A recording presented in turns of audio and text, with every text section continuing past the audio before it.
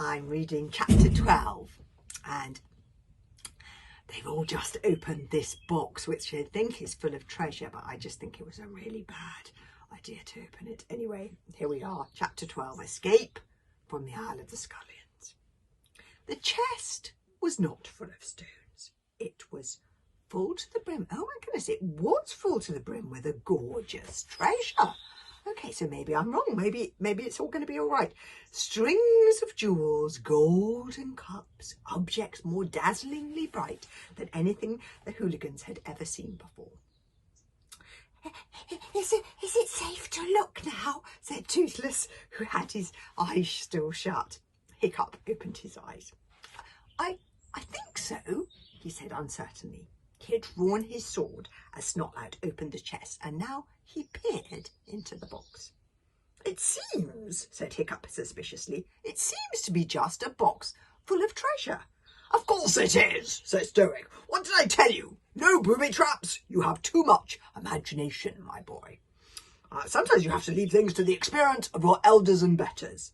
Snotlout had already reached in and drawn out a truly magnificent sword, the scabbard richly decorated with dragons' skulls and the waves of an angry sea.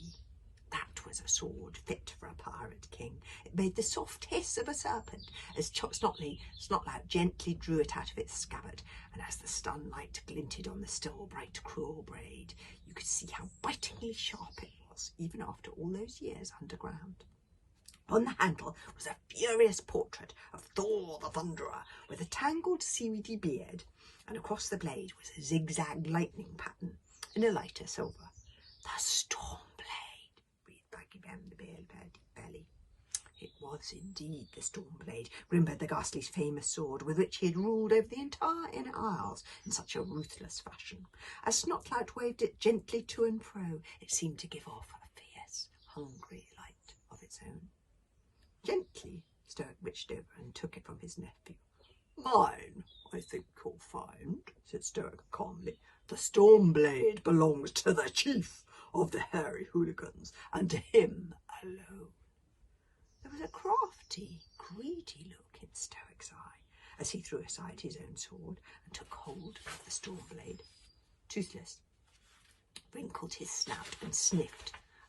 What's that smell? What smell? Asked Hiccup. That smell, replied Newt's Breath. That's Newt's Breath making a face. There he is making a face.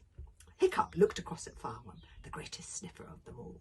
The normally flame-red dragon was drooping on Snotlout's shoulder, an extraordinary shade of pale green. Suffering Scallop, shouted Hiccup. The Scullions! Shut down the box! And he launched himself at the box lid, trying to shut it.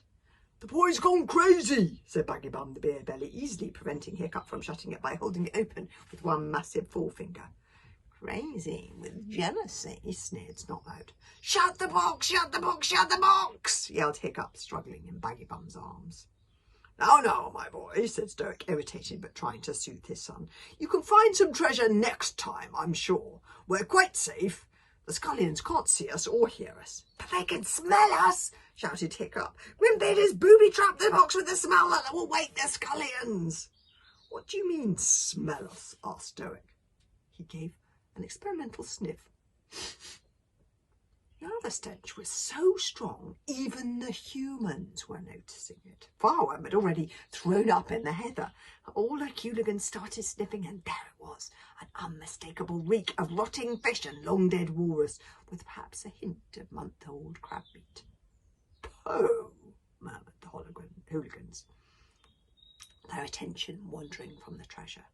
Shut the box, yelled Hiccup, purple in the face from fury at their stupidity.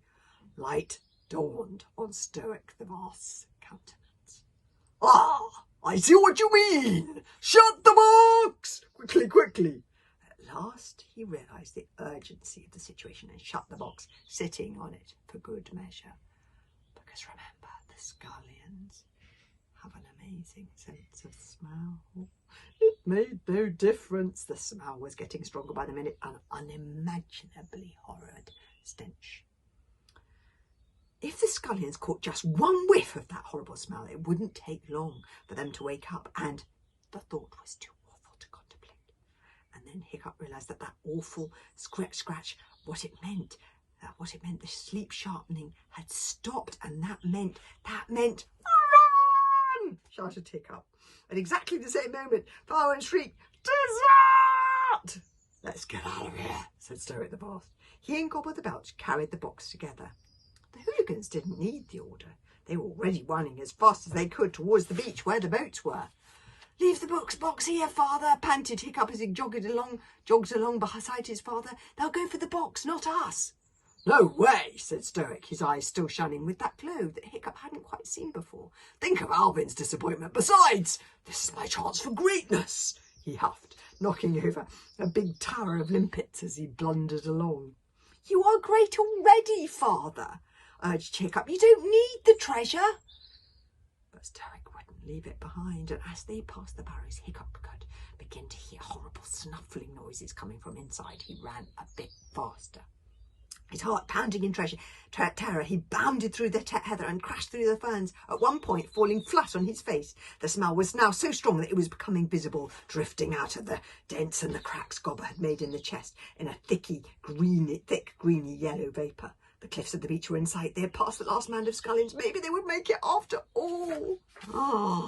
And then Hiccup heard a noise that made his stomach turn double somersaults in terror. The noise of animals like big dogs or lions padding behind him, bounding through the heather. Run! Shrieked Toothless, who was flying 3 or 4 feet above Hiccup's head. Hiccup, Fishlegs and Stoic and Gobber were trailing behind the others. Hiccup and Fishlegs because they were not fast runners. Stoic and Gobber because they were hampered by the box they were carrying. So they'll get us first, thought Hiccup. And you'll have to listen to the second half of the chapter tomorrow.